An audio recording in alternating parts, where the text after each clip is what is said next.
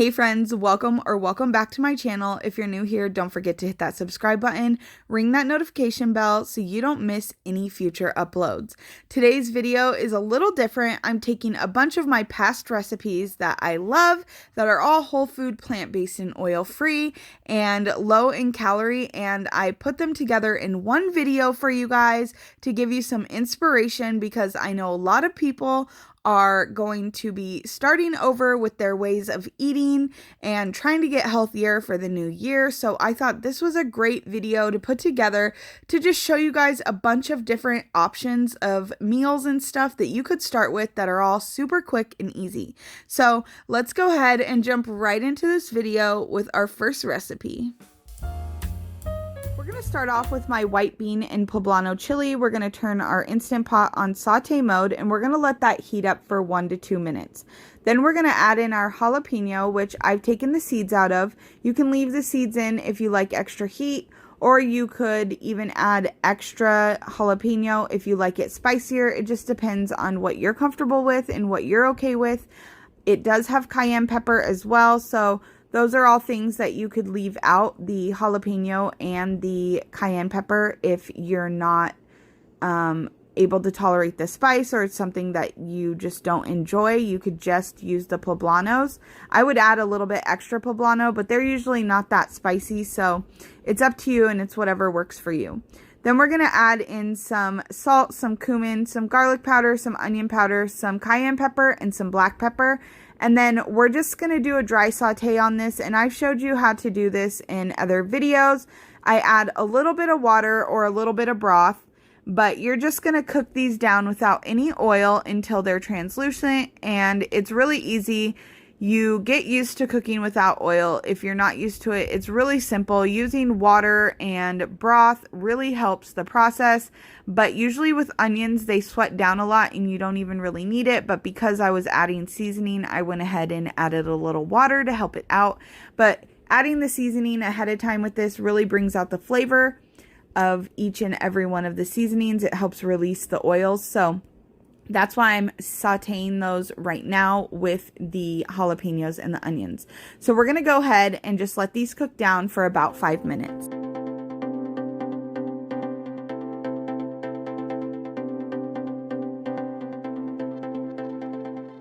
So now that those are done cooking, we're going to hit the cancel button and turn off the saute mode so that we could go ahead and add the rest of our ingredients.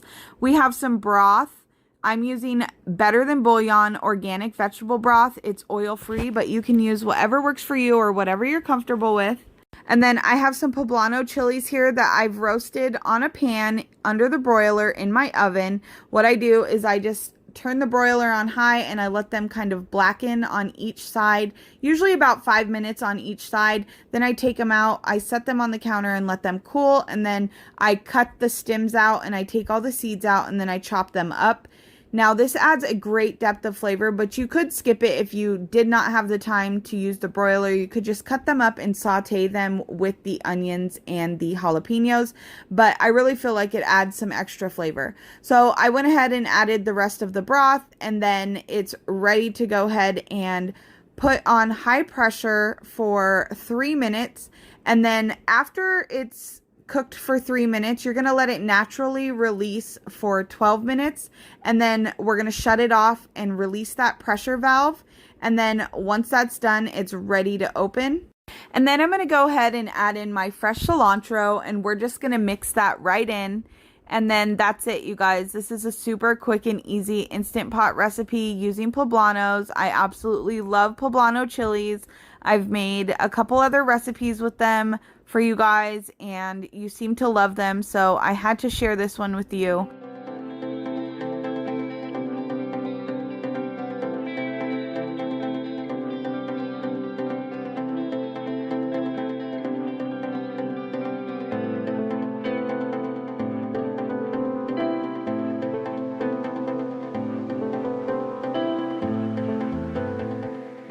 So now to top this off, I like to squeeze some fresh lime and serve it with some fresh avocado right over the top. and it's that simple. It's ready to serve. This is a great, quick, and easy Instant Pot recipe using poblanos. I absolutely love poblano chilies. It's one of my favorite chilies to cook with, and I really think you guys will enjoy this one. You could actually add in some extra veggies. Some carrots go really well with this, as well as some kale, just if you want to bulk it up or add some extra health to this one. But this is just another quick and easy recipe. Again, if you do not use salt, don't forget you can omit the salt, or you could use some miso in its place. So let's go ahead and get into this next recipe. So for this recipe, I've showed you how to make my cashew queso before in my other video where I showed you how to make my stuffed poblanos. So I'm just going to show you how I dress that up a little bit. So we're just going to go ahead and turn this into a poblano queso. So we're going to start off by adding our cashews into our blender. Now, if you don't have a Vitamix, you're going to want to go ahead and soak these overnight or in warm water for 4 hours, or you could boil them in hot water for 10 minutes. Then we're going to add our seasonings. We have some adobo seasoning, some salt, and some pepper, and then I have some nutritional yeast, some lemon juice, and then a fresh clove of garlic.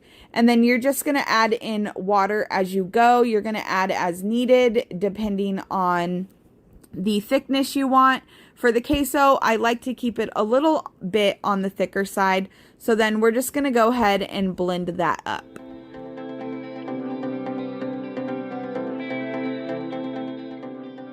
So once everything's blended up and your cheese sauce is nice and smooth, you're going to open it up and make sure it's the texture that you want. If you want it to be a little thinner, you could add a little more water to thin it out a little more. But I like it thicker when I'm making it as a dip. I only thin it out a little bit when I'm making it as a sauce.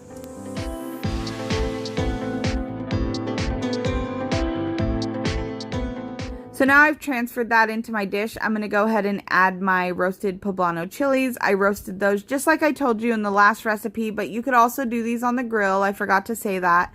I just like to do it quick and easy in the house so that I don't have to turn on the grill outside for one little thing. So then I decided to add some cayenne pepper to kick up the heat a little bit, so that's optional. And then this is ready to serve. You can keep it in the fridge for up to a week. It's super delicious, it's super creamy, it's super cheesy, and it's definitely a crowd pleaser. My 10-year-old sister is not even vegan and she loves it. So let's go ahead and get into my last poblano recipe. This is a roasted corn and roasted poblano salad. This is a super quick and easy recipe, so let's go ahead and get right into this one. So for this recipe, we have some corn, some poblano chilies, some roasted red bell peppers, and some onions that I roasted under the broiler in my oven, like I had said with my chilies previously, but you could grill these on the grill as well. I did them for about 7 minutes on each side. I roasted them up really good for this recipe. I wanted a nice char roasted flavor for this. And then I'm just going to add all of these ingredients right into my bowl.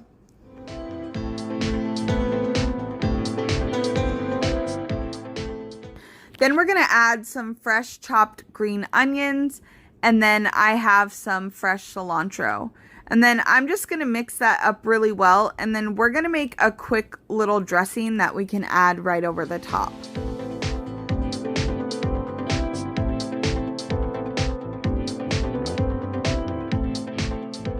So we're going to make just a quick maple lime vinaigrette to pour right over this. So we're going to take some fresh squeezed lime juice and some maple syrup, and we're just going to mix those together, and we're going to add this right over the top.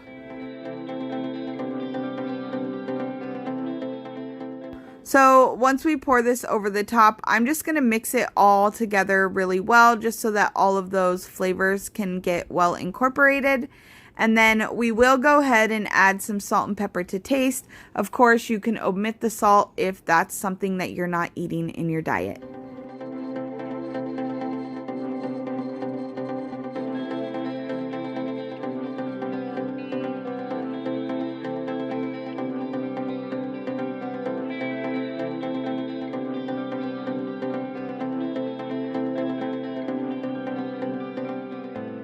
Now everything is well incorporated. It is ready to serve, you guys. This is great served warm right as you make it, or you can even set it in the refrigerator overnight.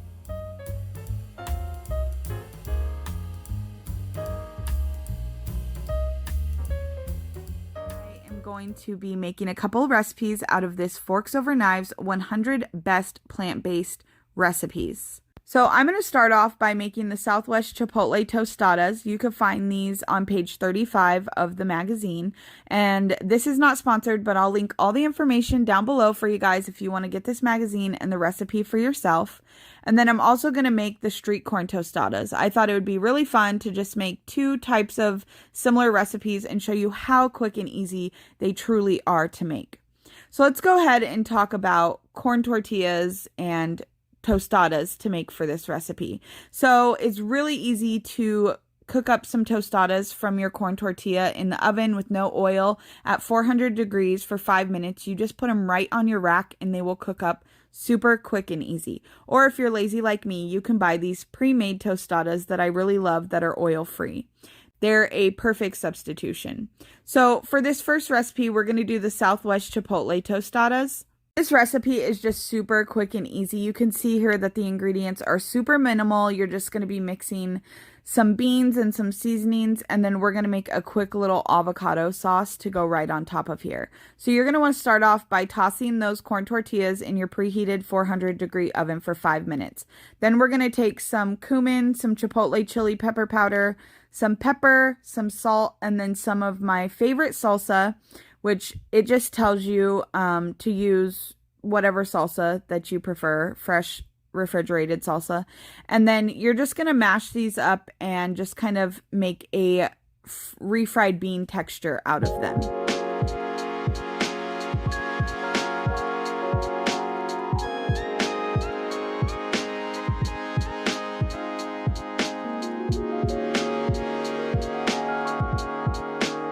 So once you've finished mashing up your beans, you're going to set those to the side and you're going to get started on the avocado topping. So you're just going to want to start off by mashing your avocado completely. You just want it completely mashed down until it's nice and soft like a guacamole.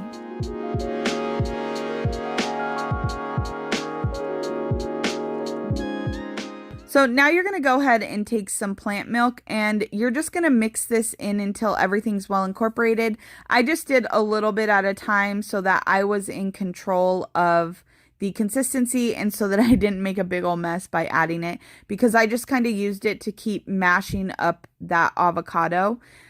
Basically, you're just making a sauce to drizzle over the top of your tostada. So you can really just decide how thin or thick you want it. In my opinion, it doesn't really tell you in the instructions what to do.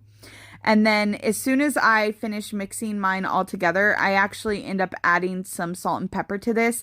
Now, this is optional because it wasn't suggested in the recipe, but I just really like to enhance that flavor of the avocado, so I thought a little salt and pepper would do great. Now, obviously, you could omit the salt if that's not something that you're able to eat in your diet, as well as the whole recipe, like the salt that I added to the beans. You can skip that step.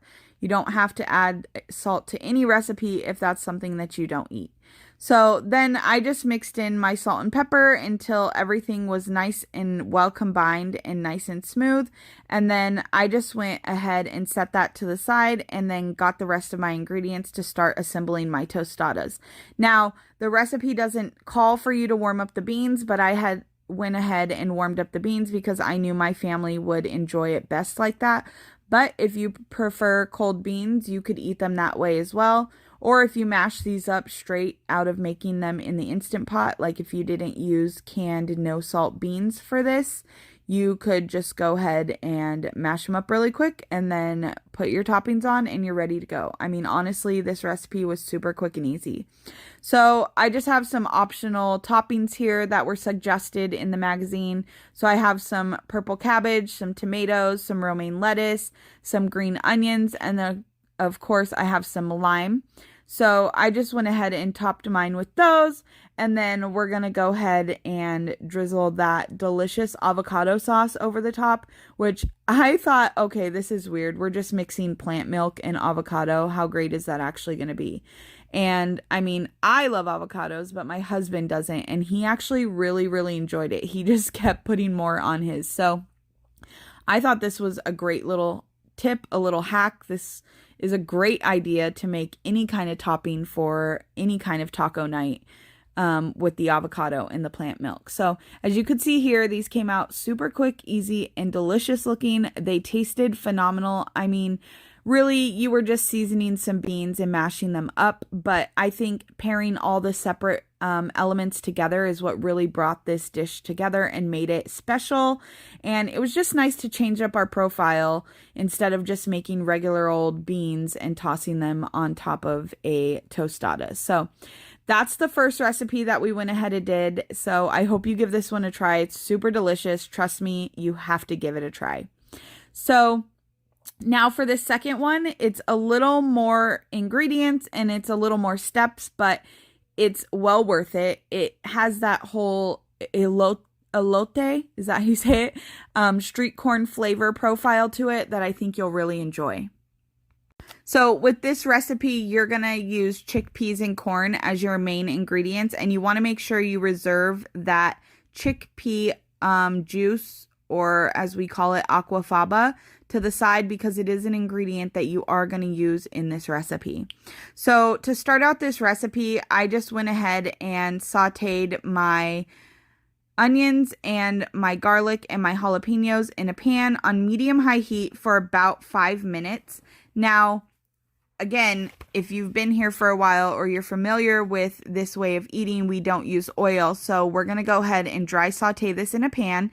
And as always, I keep some water on hand to the side to add as needed, as I feel needed. So it's really up to you. If your things start to stick, all you got to do is add a little bit of water and it'll release everything from the bottom of the pan. But as always, you can go check out all my other videos that are whole food, plant-based, and oil-free where I talk about this a little more, especially my earlier videos. So now we're just going to go ahead and let this finish sauteing, and then we'll get on to the next step.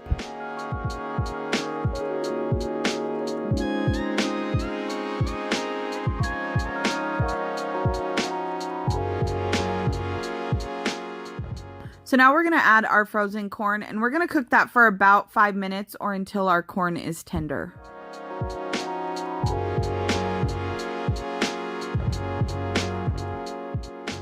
So now that your corn is nice and tender, you're going to go ahead and take half of those rinsed and drained chickpeas, and you're going to add them right into your pot. And you're just going to mix those up, and you're just warming those through. And while that's cooking, we're going to go ahead and start on the next step with the remaining chickpeas.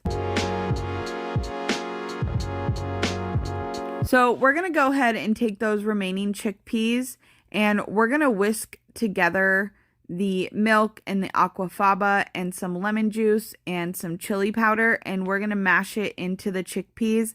I was having trouble with my fork, so I brought in my handy dandy Pampered Chef masher. I highly recommend this thing. It's so great for mashing potatoes and beans. So anyways, I'm just going to go ahead and mix all of that until I get my chickpeas nice and mashed up.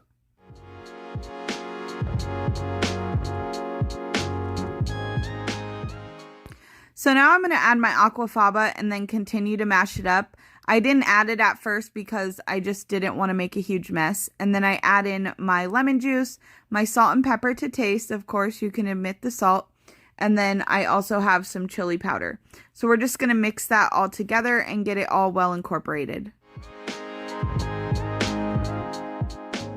So now I'm just going to go ahead and dump that right here into my pot, and I lost the footage where it shows me dumping it right in. And then you're just going to cook that for a couple more minutes until it's nice and creamy and everything is warmed through together. So next you're supposed to mix in your cilantro, but I add mine at the end on top of my tostada because my husband is a cilantro hater. I know. And so you can do so as well if you're a part of that club.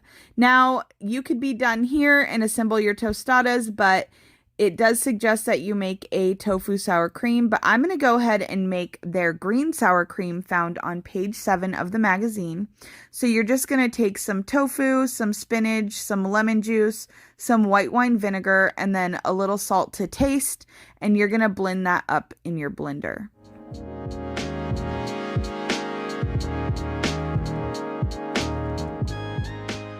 So once it's done, your green sour cream should look something like this.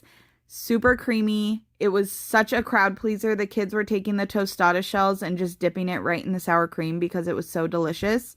It was definitely something we will be making again for tons of other recipes. I do have a sour cream that I make myself, but this one was really fun because the kids really enjoyed how colorful it was. So now I'm just going to go ahead and quickly assemble these tostadas. I just have some suggested toppings from the magazine, which were green onions, of course, the cilantro, some radishes, some jalapenos, and some lime.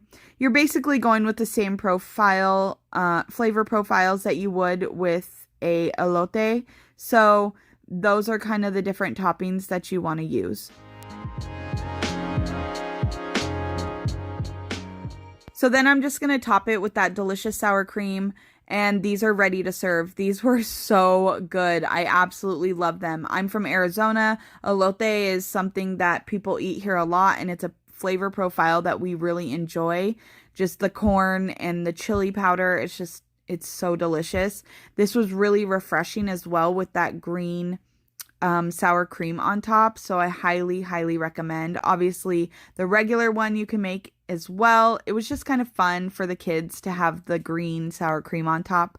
So anyways, if I had to choose a favorite, I would say that these were my favorite out of the two, but they were both really delicious. They both came together so quick and easy.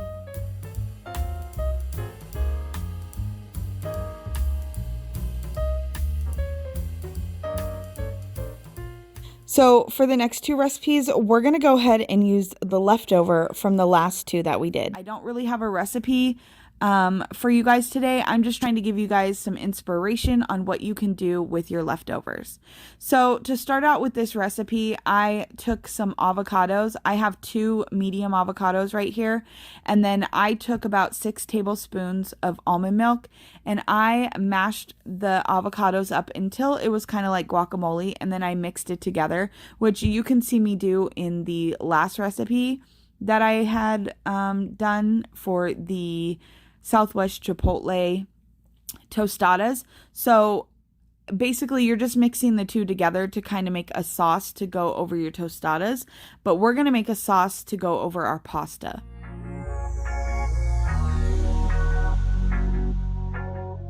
So now that I finished mixing my avocado with my plant milk, I'm going to take that leftover street corn mixture and some of the leftover mixture that I put inside of my stuffed poblanos, and I'm going to mix that in with 8 ounces of chilled cooked pasta. I have some whole wheat pasta here that I cooked, and then I just drained it and then cooled it in the refrigerator.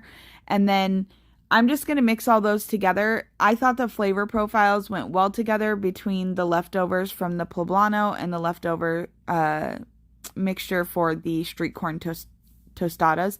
But I'm just showing you guys an idea of how you can just take your ingredients that you have left over in the fridge and revamp them a little bit so that you're not so bored and eating the same thing over again. We didn't really feel like tostadas again the next night, so I thought let's go ahead and turn these into pastas, and it came out really well. So I took that guacamole, I guess you would call it, or that dressing, and I mixed it right in with the pasta. And then I just have some garlic powder, some onion powder, some smoked paprika, some salt and pepper, and then some chili powder. And I just did a teaspoon of each, and then I did the salt and pepper to taste. And then I just mixed that all in. And like I said, you can just play around with this. This is just to give you some meal inspiration. I don't have an exact recipe for you, but you can just season it however you like to taste. And then I took some of my leftover cherry tomatoes that I had and some of that purple cabbage that I had for the Southwest chipotle tostadas, and some green onions as well. And then I still had limes as well, so I thought that that was going to be a great addition. So I went ahead and I took the rest of the lime wedges that I had and I just squeezed those over top. I actually wish I had had a little more because I feel like it would have just been the perfect touch, but it was still enough to help keep that avocado good in the refrigerator overnight, because this made a lot, so we weren't able to finish it and we ate it the next night. So I went ahead and just finished squeezing the limes right over the top, and then I just finished mixing that all together.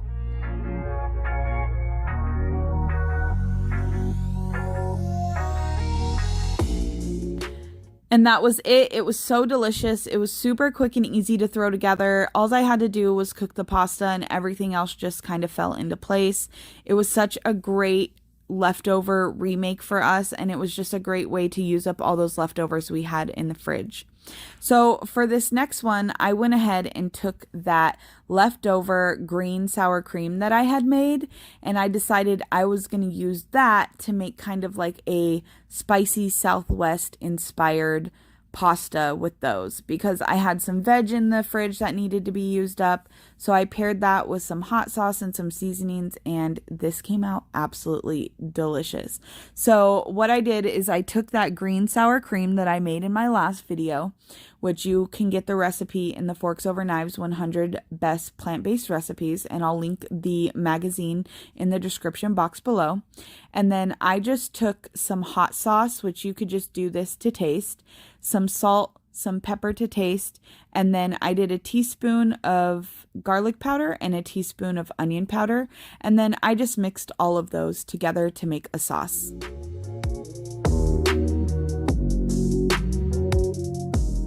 So this sauce turned out absolutely fantastic, you guys. I used Cholula for my hot sauce, and I absolutely loved it. It came out so great. So then I just mixed that right in with some cold pasta. I just have another 8 ounces of cold refrigerated pasta that I had cooked, and then I drained it, and then I tossed it in the refrigerator while I was chopping up some of my veggies here. So once I gave that a good mix, then I went ahead and added my vegetables. You could add whatever you have on hand, whatever you need to use up. I just had some cucumbers, some broccoli, and some tomatoes. So I went ahead and added those in so that I could get it all mixed up.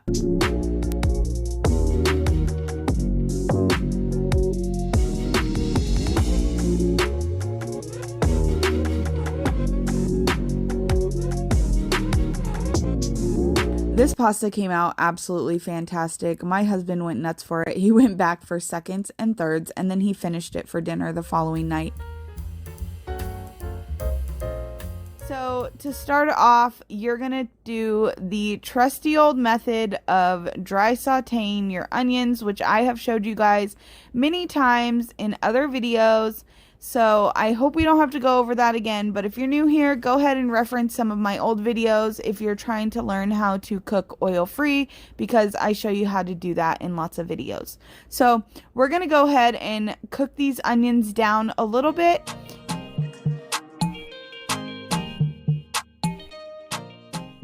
So after about 3 to 5 minutes, I went ahead and I added my mushrooms because my onions have had a little bit of a chance to get going. And you can use any mushrooms that you like. I used baby bells on this day, but really it's just a personal preference, whatever you like. And of course, as always, I use a little water to help the process, but you could use broth. Again, you can reference that in my older videos where I teach you how to cook oil-free. So we're just going to let these mushrooms cook down a bit.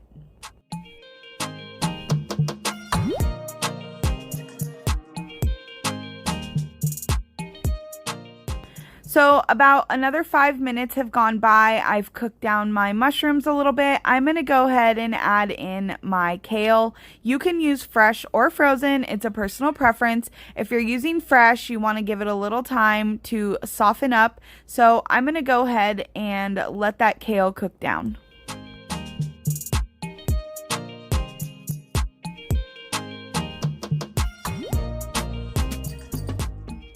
So after about 5 minutes, my kales had a chance to cook down. I'm going to go ahead and add some tofu. I just have some baked sriracha tofu here that I had in the refrigerator, but you could add regular plain firm tofu. You could even add like Great Northern beans if you don't eat tofu. You can even add some hydrated soy curls. It's just a personal preference. It's not needed. You could actually leave the tofu out or anything like that altogether. But on this night, that's what I had. So I went ahead and added it, and I'm just allowing this to cook until the tofu warms through. So while my tofu is warming through, I'm going to go ahead and make a quick little teriyaki sauce. So I have some rice vinegar, some red chili flakes, and then I have some Bragg's liquid aminos. And of course, as always, you could substitute with low sodium soy sauce, tamari, or coconut aminos, whatever works for you and you're comfortable with in your diet. And then I have some fresh minced garlic here. You could use garlic powder. If you don't have any fresh, this is just what I prefer. I love fresh garlic any chance I can get. So I just mix that all together. And then now that my tofu has gone ahead and warmed through, I'm just going to add that teriyaki sauce right in there. Now, if you wanted this to be a little thicker, you could add a little cornstarch, but I don't feel like it needs it with this particular recipe in this dish. So I just go ahead and I add that right in so that I can go ahead and warm that through.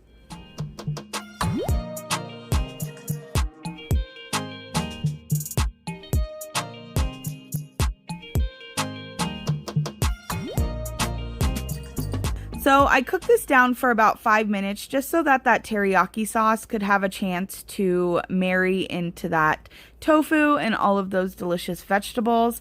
And then I shut the burner off and it's ready to serve. I like to serve this over brown rice, but you could serve this over quinoa, your favorite grain, brown rice noodles, or just eat it by itself. It's a personal preference.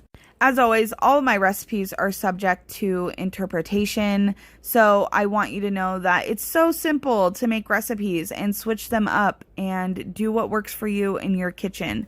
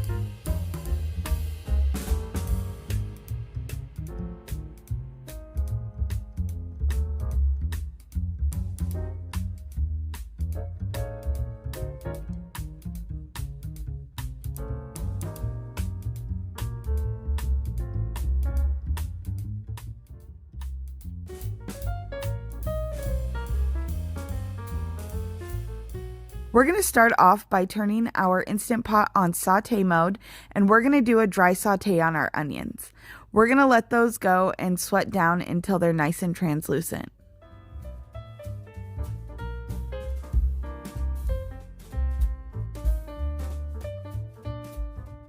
Next, we're going to go ahead and add in our minced garlic, and we're going to saute that for about a minute.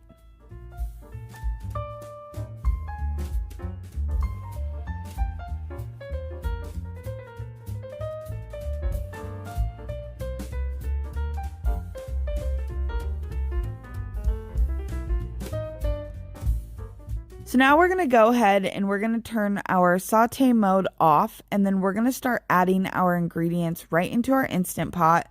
This comes together so quick and easy. So we have some vegetable broth, and then I have one red bell pepper that I diced up, and then I'm going to add 2 cans of petite diced tomatoes, and then I'm going to add 1 can of rinsed and drained black beans, and then I'm going to also add 1 can of rinsed and drained chickpeas. Now, with baking season upon us, you should definitely save those juices from your can of garbanzo beans, your aquafaba, because you can use it in so many recipes. Now I'm going to go ahead and add in my canned pumpkin.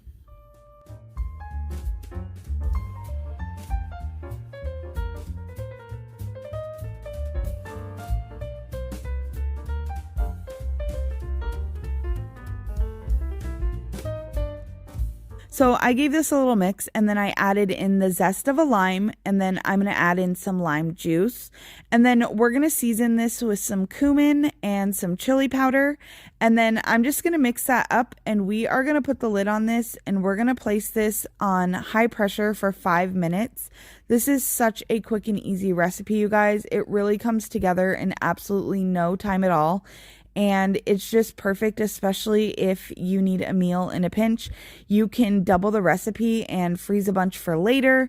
I know my husband absolutely loves when I make this and freeze some extras for him. So definitely don't miss out on that. So after we cook this for 5 minutes on high pressure, then you're going to allow it to naturally release for 12 minutes. After that, you're going to release your pressure, and then you're going to remove your lid, and it's ready to serve. You can salt and pepper this to taste. If you're avoiding salt, you could add a little Bragg's or tamari or even some miso paste, but I didn't add any at all. I actually only ended up adding pepper, and I thought it was perfect as is. So that's definitely a choice depending on you and your dietary needs.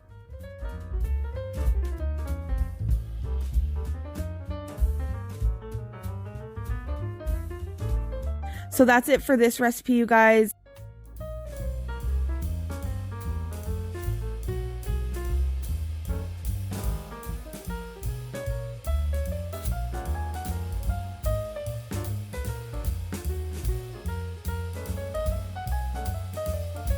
We're going to be making some Mexican rice in the Instant Pot. To do that, we're going to start by turning our Instant Pot on saute mode, and we're going to allow this to heat up for a couple of minutes. Then we're going to do a dry saute, and we're going to add our onions, some garlic, and some cumin. And we're just going to cook those down for a couple of minutes. We just want to saute our onions and garlic a little bit, and we want to bring those natural flavors out of the cumin and help kind of brighten them in this dish.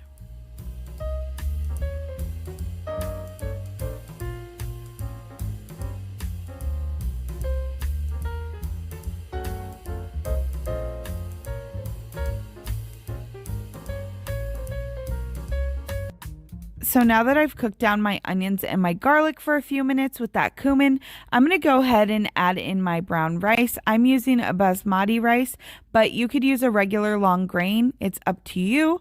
You just want to make sure that you rinse and drain your rice before you add it into your pot. You want to make sure that you always rinse your rice until it's clear for a recipe like this so that you don't have a super sticky rice. So we're going to add this right into the pot. And we're going to saute this for about 3 to 4 minutes because we want to toast that rice up a little bit.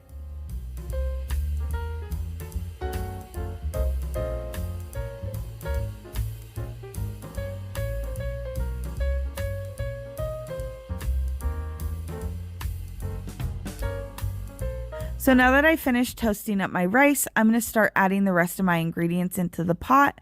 I'm going to start with my vegetable broth. I'm going to add this first, and then I'm going to scrape the bottom just to get all those bits from all the sauteing and toasting I did off the bottom and get that all mixed in so we can add all that flavor to the rice.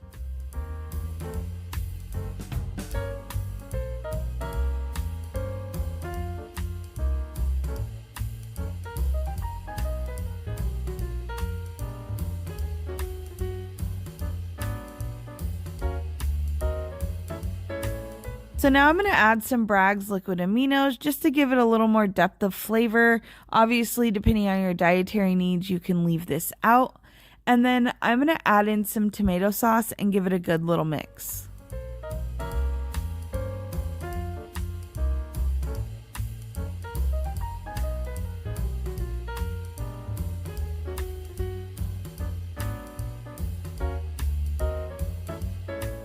Now you just want to place your lid on top and make sure it's sealed, and then you're going to place this on high pressure for 22 minutes. And then after the 22 minutes and it goes back to 0, you're going to want to allow this to naturally release for 5 minutes, and then you're going to shut your Instant Pot off. You're going to release your pressure, and then you're going to remove your lid. Once you've removed your lid, you're going to want to take a fork and you're going to want to fluff your rice and kind of mix it all together. Sometimes when you're using the Instant Pot, stuff like the onions and stuff float to the top. So I usually just take my fork, fluff it out really good, give it all a really good mix.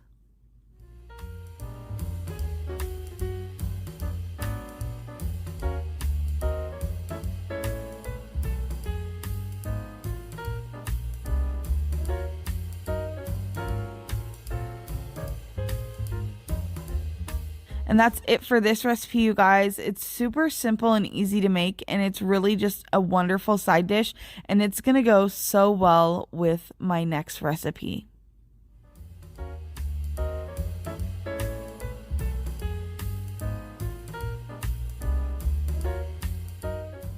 So for my entree, I'm going to be making some potato taquitos. Super excited to share this one with you guys because it's super easy to put together. You're just going to want to start by baking 2 potatoes, or you could microwave them as well. And then you're going to saute some onions, some garlic, and your spices all together. I have some cumin, some pepper, and some smoked paprika. And then you're going to want to roast a poblano pepper, and then you're going to remove the stems and seeds, and you're going to chop that up.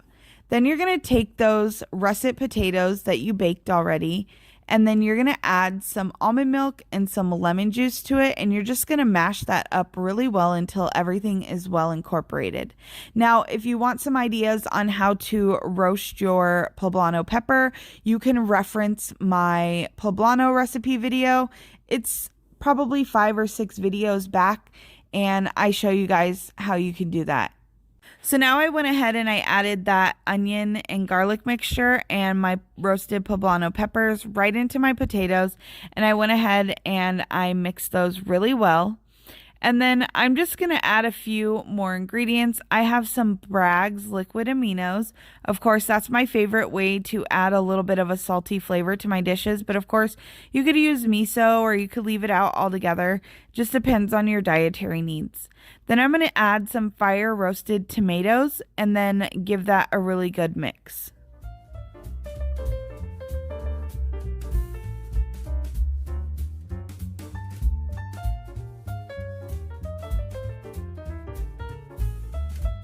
So now that everything is well incorporated, we're going to go ahead and start assembling our taquitos. I just have some corn tortillas here that I microwaved just to make them nice and pliable so they don't crack when I fill them. And then I take about 4 tablespoons of the filling, and then I just put it in the middle of my taquito, kind of form it along, and then roll it up. It's really super simple, so I'm going to go ahead and speed right through these taquitos.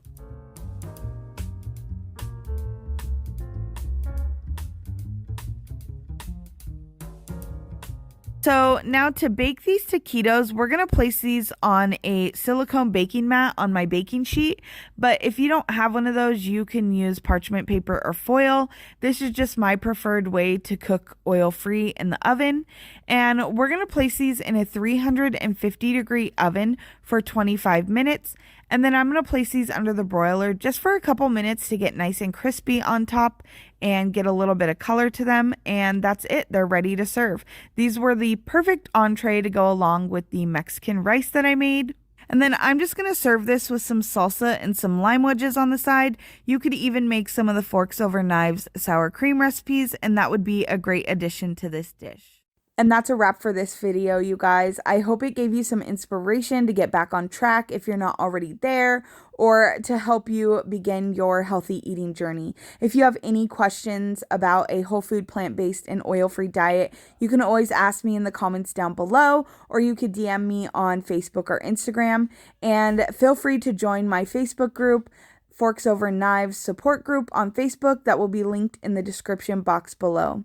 As always, thank you so much for watching, and we'll see you in the next video, guys. Bye!